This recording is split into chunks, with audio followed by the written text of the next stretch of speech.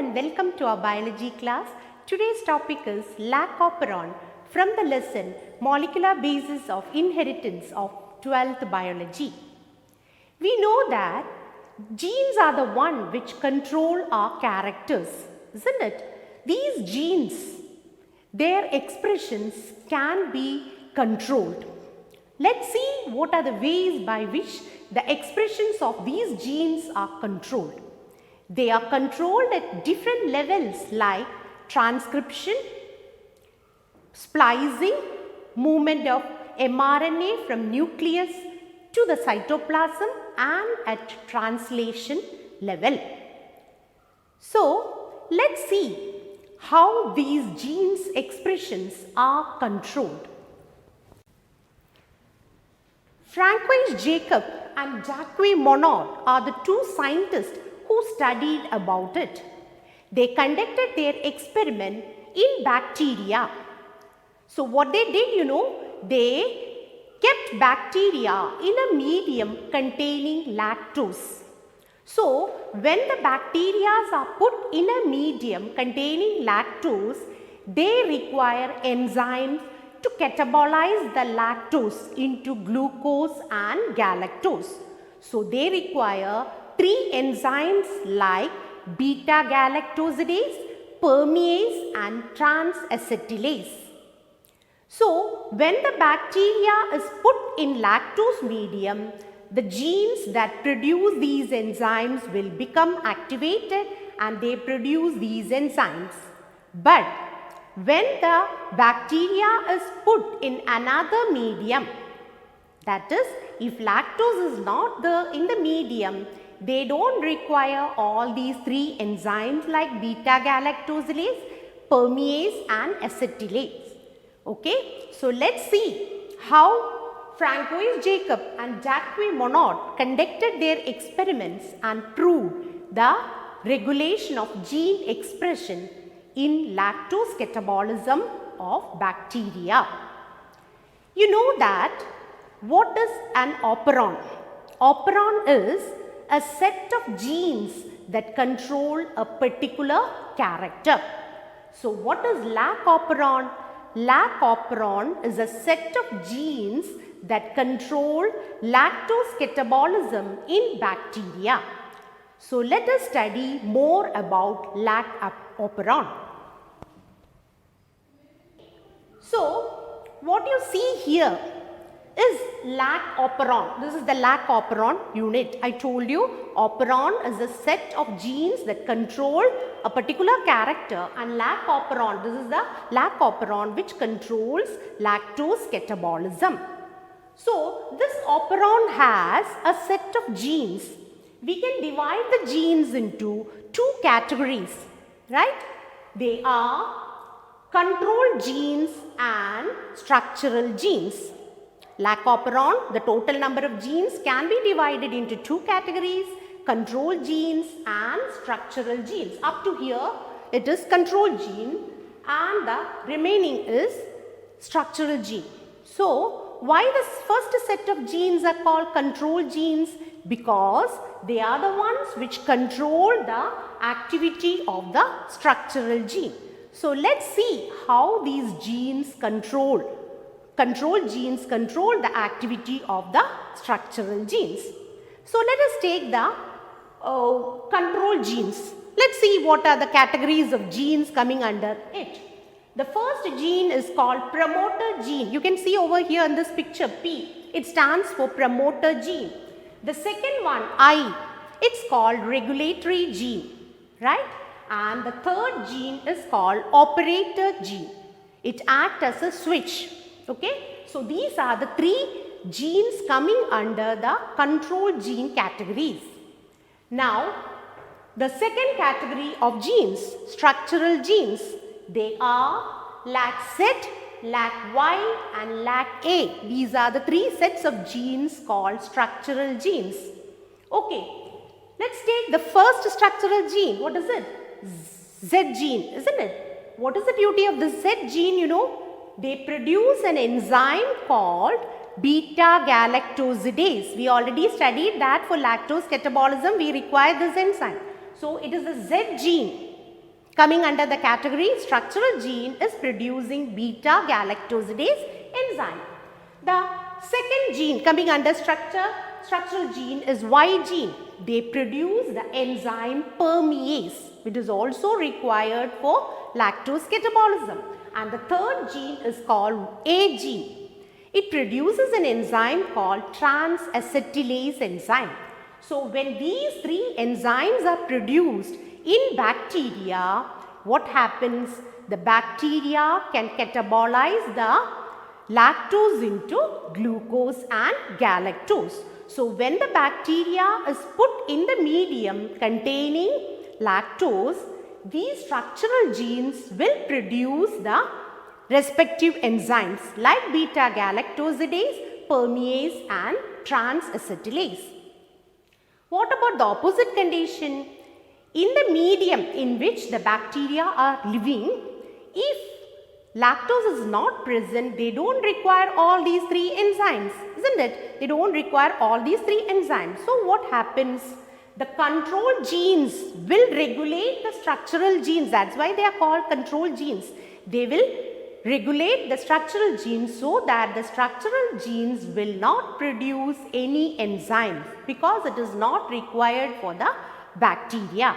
So this was the experiment conducted by Jacques Monod and Francois Jacob. Okay, so let's take the first case. What is the first case? I already told you this is a Lac Operon and there are two sets of genes.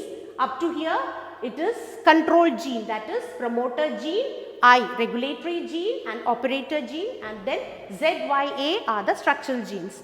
Now let us take the first condition. What is the first condition? In the absence of inducer. What do you mean by an inducer? Here, who is the inducer to produce this enzyme? Lactose. Because if lactose is there in the medium, then only these enzymes need to be there. So, in the absence of inducer, that means first, if we have put the bacteria in a medium containing some other solution, not lactose. Lactose is not present in the medium. So, the bacteria need not produce these enzymes. So, how is it happening? Let's see. Okay. Now, let's take the control genes first. Okay. The I gene, you can see over here the picture of I gene. The I gene will produce an mRNA by transcription process. You know that what is transcription, isn't it? So, the I gene will produce an mRNA by transcription, and this is the mRNA. What is it called? Repressor mRNA. You can see over here the picture of repressor mRNA. Now what happens? This repressor mRNA by a process called translation. You know what is meant by translation, isn't it? Okay, repressor mRNA by a process called translation will produce a protein. In the picture over here you can see the yellow color thing, that is the protein produced by the I gene. Okay, it's called repressor protein. Now what happens in bacteria, you know, this repressor protein will get bind with the operator region. You can see over here operator gene. On that, who is bound? The repressor protein. You can see over here in this picture, the yellow color repressor protein is on the operator region. So what happens? The operator gene cannot do transcription of structural genes. Okay, because the operator is bound by the repressor protein. So we say that the operator is in switched off condition. So what will not happen? The structural genes cannot produce their effect. That is, the Z gene cannot produce its enzyme. What is the name of that enzyme?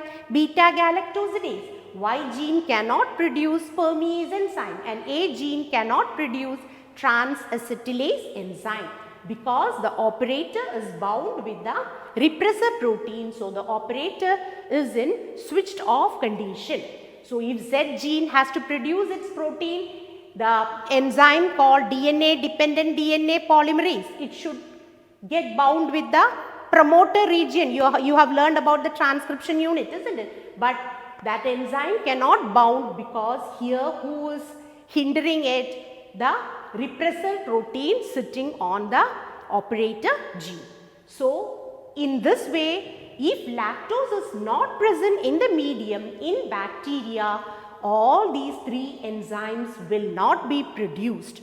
So, that is the first condition. Now, let us take the second condition. Yes, let us take the second condition. What is the second condition? In the presence of inducer. Here, who is acting as the inducer? Lactose is acting as the inducer, because in the presence of this lactose, bacteria need to produce what? All these three enzymes, isn't it? So, lactose can be called as the inducer. So, let us see when the bacteria is put in a medium containing lactose, how these three enzymes are produced and the lactose catabolism is taking place. Lactose will be broken into glucose and galactose. How does it take place? Let us see. Okay, once again you can see the Lac Operon unit, isn't it? So, up to here it's control gene and from here structural genes. Now, let us see. Here also the I gene, what is it called? Regulatory gene, isn't it? This regulatory gene will produce an mRNA. Same way. It's called repressor mRNA. Now, this repressor mRNA will produce a protein. What is the name of that protein? This yellow color one. That protein is called repressor protein. Same way, similar to in the absence of inducer. Repressor protein is produced. But in this case, what happens? Because in the medium where the bacteria is living, what is there? Lactose is there. It is acting as an inducer. So, what happens? You can see over here the picture of inducer. Light green color thing. Okay. This lactose, which is an inducer, what is it doing? It is coming and binding with the repressor protein. You can see over here in this picture clearly. See, on the repressor protein, who is getting bound with repressor protein? The inducer, right? So, what happens? Now, the repressor protein cannot go and bind with the operator region. Repressor protein cannot go and bind with the operator region because it is already occupied by the inducer. So, what is it? The operator is free now. Operator gene is free. So, what happens? Or we can say that the operator gene is in switched on condition. So, what happens? The Z gene, the structural genes are activated. The promoter is free here. Okay. Structural gene LAC-Z. It will produce an mRNA by transcription, and that mRNA will produce the enzyme called beta-galactosidase. Y gene by transcription will produce an mRNA, and by translation it will produce the enzyme permease, and A gene will produce the enzyme transacetylase. So, all the three enzymes are ready for which process? For the catabolism of lactose into glucose and galactose. So, in bacteria, when the bacteria is put in the medium containing lactose, lactose will be broken into glucose and galactose. If it is not put in the medium containing lactose, in the absence of lactose, they will not produce these enzymes. Okay. So, that is it about Lac Operon. Thank you.